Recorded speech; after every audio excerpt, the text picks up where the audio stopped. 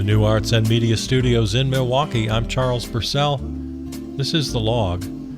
For the rest of the summer here, our plan is to present segments from our coverage of the first 6 months of the regime and the resistance. Kind of take a deep breath, see where we came from, see where we're going. Tempted to come in and talk about the news of the day, but I don't know what I could add to this ridiculous Jeffrey Epstein story or the horrible rescissions bill being passed by Congress. We'll get into all of this again at the end of the summer, but I thought this was a valuable use of our time to review, get some perspective. So we're going to stick with that. Today we're going to feature clips from February 9th and 17th, episodes 502 and 509. They don't believe in democracy. They don't want it. They want to destroy democracy, quite literally. At this point here, the hatred of democracy and wanting to destroy it, that's not hyperbole. It's not analysis. It's just a fact. They say it out loud. They write books about it. They write blogs about it. They have seminars and they talk to each other about it. It's in the public record. It's all about power. It's all about control. I see three buckets that we need to understand here. Number one, privatization and deregulation is long-standing. For decades and decades, Republicans have been shouting about privatization and deregulation. But now we got this new wrinkle with the techno-fascism. Bucket number two, white Christian supremacy. Also long-standing. They don't want to call it that. They give these speeches about being colorblind. You know, they love women and black and brown people, and even some gay people. As long as they stay in their place. As long as they remain in a second or third or fourth class status. So that's bucket number two, white Christian supremacy. And then bucket number three is kind of unique to the Orange Menace, and that's revenge on their enemies. And he's got a couple of really nice playmates for that game, Kash Patel especially. But yeah, the revenge bucket. Attorney General Pam Bondi, his personal attorney. The second in command at DOJ, also his personal attorney. His name escapes me at the moment. So yeah, the revenge bucket. This is a little bit new, a little unique. Just as dangerous. Yeah, absolutely just as dangerous, because it's quite literally changing the very nature of justice. Now, the FBI, Justice Department, will choose their cases very carefully. They'll go after enemies of MAGA. And if any of the Orange Menace's friends or supporters find themselves on the wrong side of the law, well, they got nothing to worry about anymore. Do you think this Department of Justice is going to spend 1 minute investigating the Proud Boys? The Oath Keepers? The Three Percenters? These militias? All the now free January 6th insurrectionists who are feeling emboldened and plotting their next move? Again, this is not speculation. They say it themselves. They go on Steve Bannon's podcast and they talk about it. They're the loudest megaphones for their own crimes.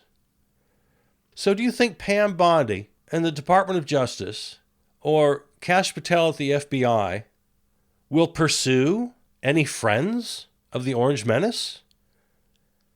Of course not. So this revenge bucket is every bit as serious as the other two. The blatant racism and the old school, the OG Republican dream to privatize and deregulate everything. I mean, they've been trying that for, really since FDR. I mean, they want to reinstate the Gilded Age from the turn of the century. The Orange Menace talks openly about that, how great it was. But of course, they failed. They wanted to dismantle FDR and the New Deal, the whole bit. They hated that from the beginning. But they failed. From FDR through Nixon, there was no serious effort whatsoever to dismantle the welfare state. that the government is there to make sure people don't fall through the cracks, to regulate things like clean air and clean water, food inspections, basic public services, which they want to just dismantle every plank, every nail. So they've wanted to dismantle ever since FDR, but they failed miserably. It really only took hold under Ronald Reagan in his election of 1980. That's when things really shifted. Yeah, Ronald Reagan himself made it very clear. Remember that stupid line he had? The 9 most terrifying words in the English language are, "I'm from the government and I'm here to help."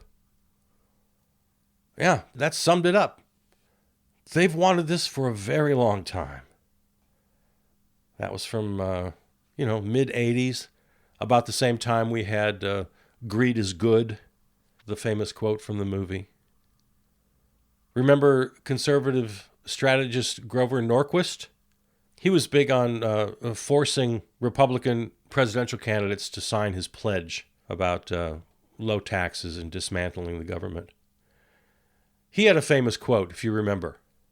Quote, "I don't want to abolish government. I simply want to reduce it to the size where I can drag it into the bathroom and drown it in the bathtub." Remember that one? Yeah, they've been wanting this for a long, long time. But they failed because the voters didn't want it. Because the voters don't want it. So now they've given up on the voters. They wrangled their way into power with the most outrageous promises and lies. And now that they've got the power to do it, they're trying it without the consent of the voters. And this is what you and I have been talking about for quite a while. Ever since he became a legitimate candidate, we knew he would announce, 3 years before? When did he announce? As soon as he became a legitimate candidate, and as soon as it became obvious that he had a really good chance of winning, we've been hollering about this. They're going to do it without the voters. They're going to dismantle government. They're going to destroy democracy. And they called us chicken littles. Oh, the sky is falling. They said we had Trump derangement syndrome. So now it's in virtually every department. The education department, they're trying to destroy. This was central to Bush Sr., but again, the corporate media didn't report that. Aviation, air traffic control. Remember when Reagan came in, what was the first thing he did? Fired air traffic controllers. Environmental offices across the government shuttered because they want to get their hands on this stuff. Yeah, going back to education for a second, that was the whole thing. Just completely vilifying, demonizing public schools. Why? Because they wanted to close them. They wanted to destroy the public school system, privatize the whole thing, and get hedge funds to educate our kids, I guess. It's everywhere. The space program, we're watching that in live time, being privatized. Talked last week about how they've destroyed the National Labor Relations Board. Whole Foods recently had the workers of Whole Foods recently had a great victory in a couple stores where they voted for union representation.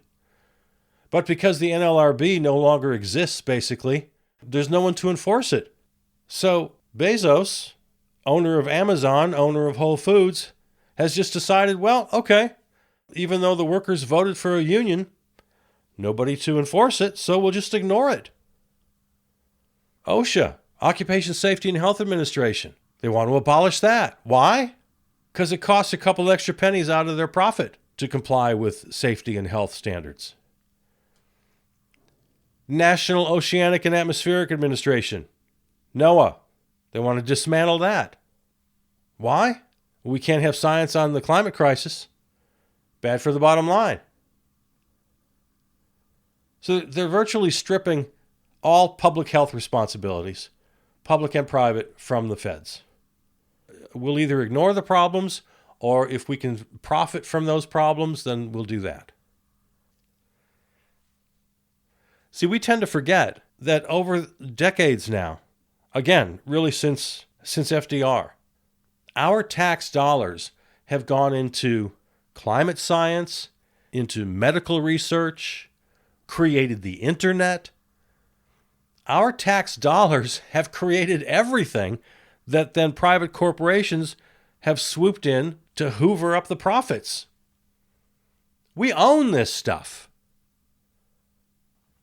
So that's all just the bucket number one I talked about. Remember the three buckets: privatization and deregulation, which includes this sort of techno-fascism angle. Then the white Christian supremacy, and that's absolutely just right out front. They're being blatant with that by destroying DEI. Virtually every website, every document in the federal government has gone dark for at least a little while they do an Orwellian scraping, purging of any and all language with a hint of the plight of women, people of color, LGBTQ, and any suggestion that there be any remedial efforts. So bucket number 2 is the white Christian supremacy.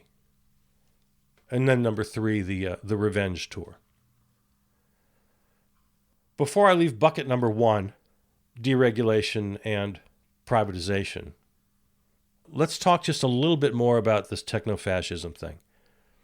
I want to encourage you to know the name Curtis Yarvin, spelled just like it sounds.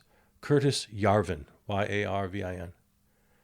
He's a writer, blogger, self-proclaimed philosopher, and he's been a huge influence on Musk and his buddies, including Peter Thiel, the PayPal founder, and J.D. Vance's mentor and sponsor. They loathe democracy. They think it's failed. They want it to go. They just believe themselves to be better than everyone, smarter than everyone, and they think that smart people should run things. Kind of like Plato's philosopher king idea. They're just better. They're just smarter. They're superior.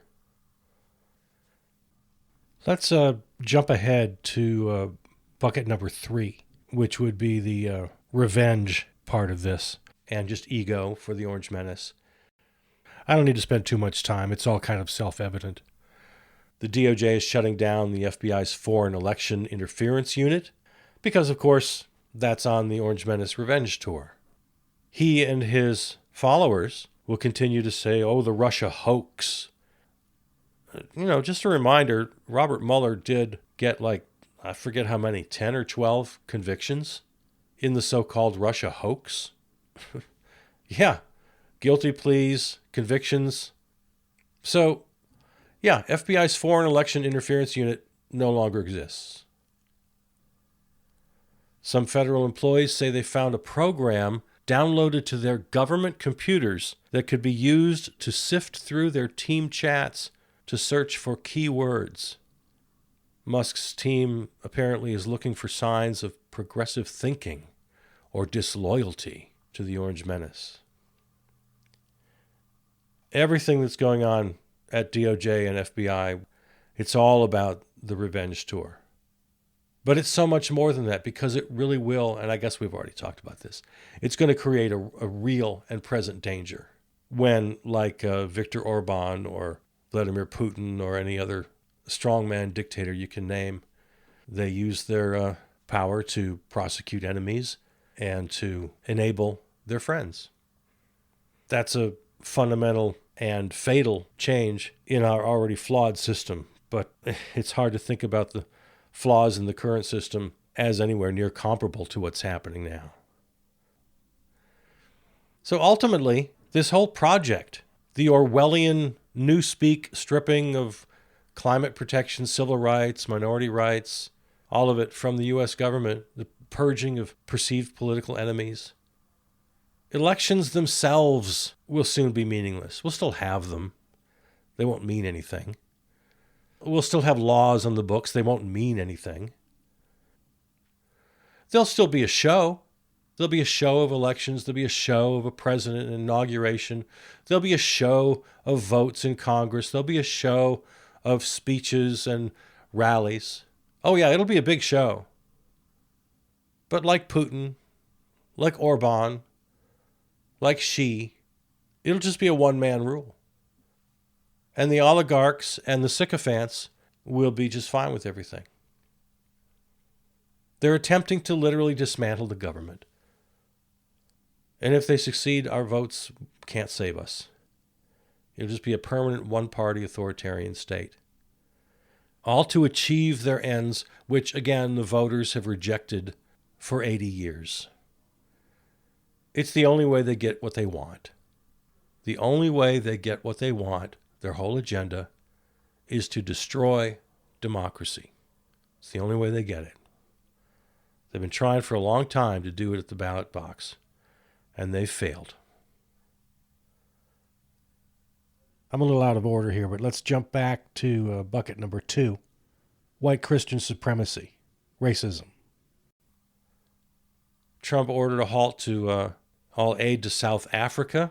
He's jumped on these bogus claims that white Afrikaners are being attacked and discriminated against in South Africa.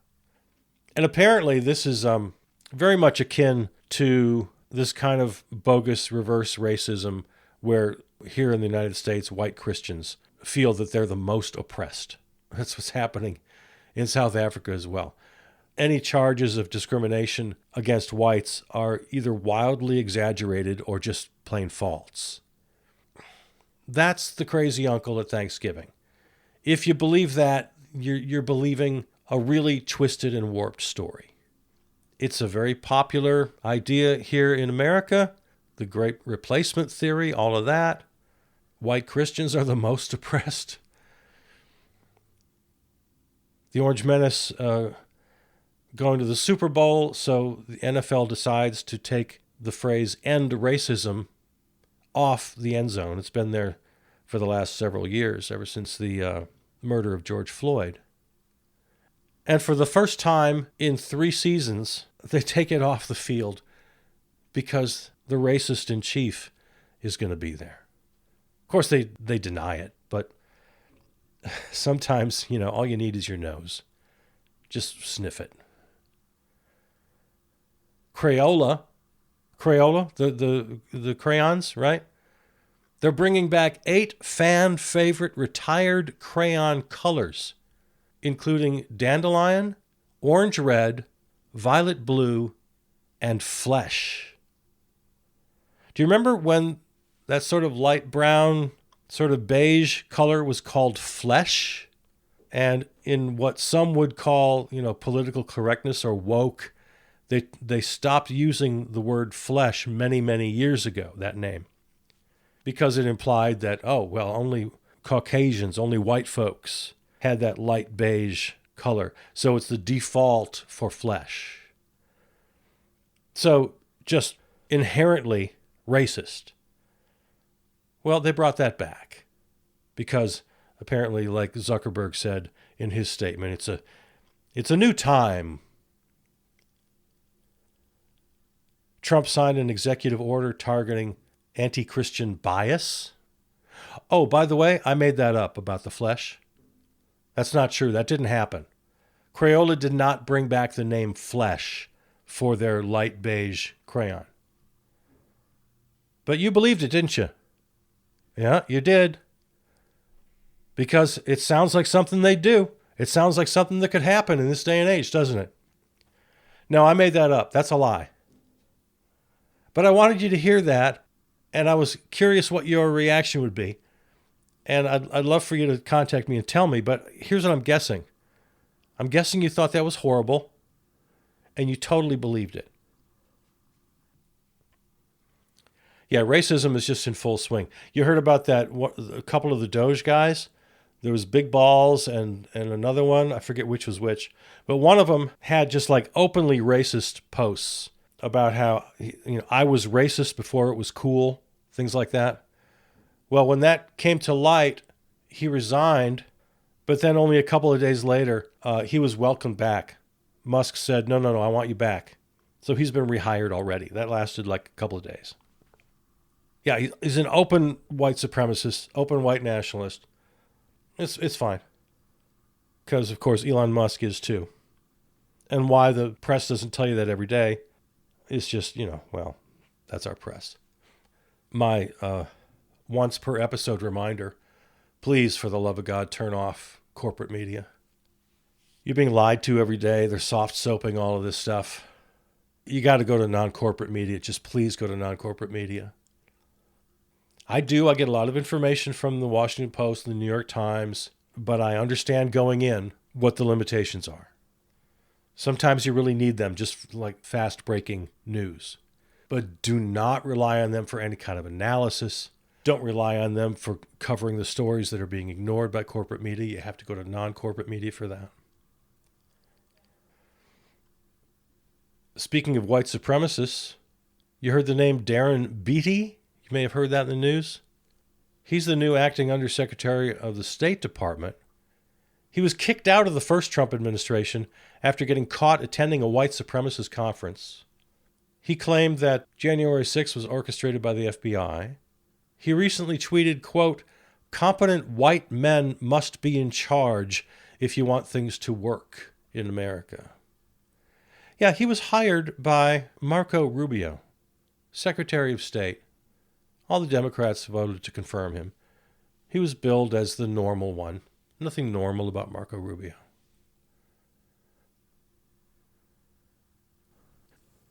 As a little gift to myself, I put together a little list of anti-fascist movies. I watched the new movie, A Real Pain, the other night. I recommend it. It was beautiful. The Jesse Eisenberg movie. It made me feel really deeply about the dangers of oppression and the absolute life-giving necessity of the human spirit. Beautiful film. I recommend it. And then I watched, maybe for the fourth or fifth time, I watched Chaplin's Great Dictator. That final speech, maybe I'll post it one of these days. You've probably seen it. It gets posted a lot. Chaplin's final speech of that film. I recommend that as well. Yeah, find anti-fascist movies. It's a good time for it. Because we need to feel deeply as we live through this historic time. I don't know about you, but it gives me some moral fuel to keep going. It took until the 40s for Hitler to demonstrate the unthinkable, the vile depths that he would reach. And we're not there. But as many have pointed out, we're absolutely in the sort of 1933 timeline. And things are moving really, really fast. Ask anybody who's been there. There are a few left, just a few. But they all say the same thing. This is an early 30s kind of situation. And I'm not saying that to scare you. No, I'm saying it because I believe it, and I hope that it'll inspire you to act. We saw some encouraging news from a recent AP poll. All these things that they're cutting, I'll run down the list here. Social Security, well, they're promising not to cut that, but who believes them?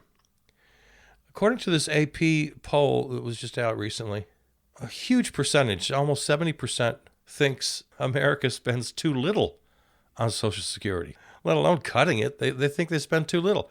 Too little on Medicare. The American people think we spend too little on education. Not too much, too little. By wide margins, well over 60%. Assistance to the poor. We don't spend enough. We should spend more on assistance to the poor, according to 62% of the American public. Only 17% of Americans think we spend too much on Medicaid, at least according to this AP poll. And AP has been around for 1,000,000 years. They're totally legit. They also said in that poll, and others, Americans say spending on foreign aid should be more. When people are asked, how much does the U.S. spend on foreign aid? They get answers up to 31% of the federal budget. I've heard different numbers, 10, 15, 20, but up to 30% of the federal budget goes to foreign aid. That's what people think. And then they're asked, Well, what should it be? And there again, the numbers range, but it's like between 5 and 10. Oh, maybe 5%, 10%. When the actual number is less than 1%. So that's how far removed we are from reality.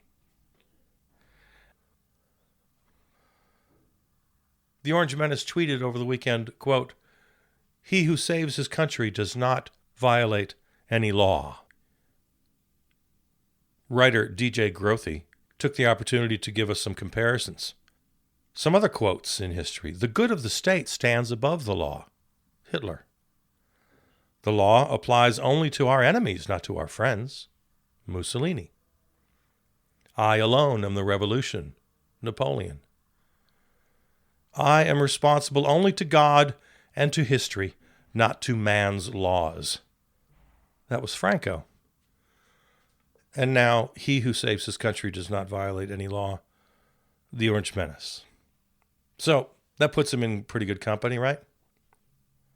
I'll add one more. "When the president does it, that means it's not illegal." Richard Nixon. The U.S. Park Service strikes transgender references from Stonewall website. Of course, Stonewall Inn, the site of the launch of the LGBTQ gay rights era, designated as a national park, and it's been stricken of any references to transgender. Talk about Orwellian. Transgender folks were at the very beginning, at the very heart. They were the first shot across the bow in this movement. Ridiculous. Elon Musk and Dodgy continue to rip through the entire federal government, including the education department, cutting contracts, thousands of staff, holding grants. And there's really no point in even naming them off anymore. Dodgy is virtually touching every corner of government at this point. Most are just being outright fired. First, they offer this ridiculous buyout, and I guess the deadline is passed on that. So now they're just firing people literally by the tens of thousands. And by the way, the buyout is illegal. A judge has ruled that. And not only illegal, it's just stupid. Apparently about 77,000 federal workers have decided to take the buyout. Well, from what I understand, those are probably mostly people who were either leaving anyway or retiring, because the turnover, it's almost equal to the number of people that turn over every year. So it's not only cruel, it's stupid. And it's illegal because we don't even have a budget yet. You can't promise 8 months' pay to somebody when you don't even have a budget passed. So it's illegal, it's inefficient, and it's stupid. You've been listening to a best of episode of The Log, featuring clips from February 9th and 17th, episodes 502 and 509. Find all episodes at the website, charlespurcell.com, or on your favorite podcast platform. Follow on Substack and Blue Sky. Thanks to our home station, River West Radio in Milwaukee. Peter Donalds wrote and performed our theme song. I love you. See you out there.